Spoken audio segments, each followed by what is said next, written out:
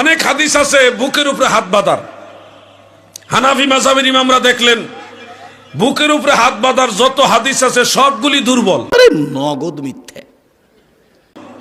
কোনটা মুরসাল, কোনটা মুনকার, কোনটা মুনকাতে, কোনটা যায়িফু জিদ্দান, একেবারে সবগুলি সমালোচিত, নগদ মিথ্যে।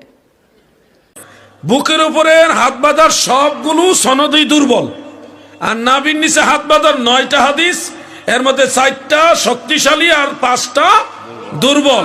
অনেক মুহাদ্দিসিন কেরাম এই হাদিসের সনদকে সম্পূর্ণ জাল এবং ভিত্তিহীন বলেছেন, অর্থাৎ এই হাদিসটি নবী সাল্লাল্লাহু আলাইহি ওয়াসাল্লাম থেকে প্রমাণিত নয়। হাত উঠিয়ে ডান হাতকে বাম হাতের কবজির উপরে রাখতে হবে। অবশ্য বাহুর উপরে বাহু রাখা যায় সহিহ হাদিস, কিন্তু কবজির উপরে কবজি রাখারও একাধিক সহিহ হাদিস। এরপরে হাত দুটি বুকের উপরে রাখতে হবে। নাভির নিচে হাত বাঁধার 4টি হাদিস আছে, একটিও সহিহ নয়। এই জন্য আমরা এখানে আপনাদের কাছে একটা জোরালো অনুরোধ রাখবো, যেটা সহিহ সেটাই পালন করার চেষ্টা করি।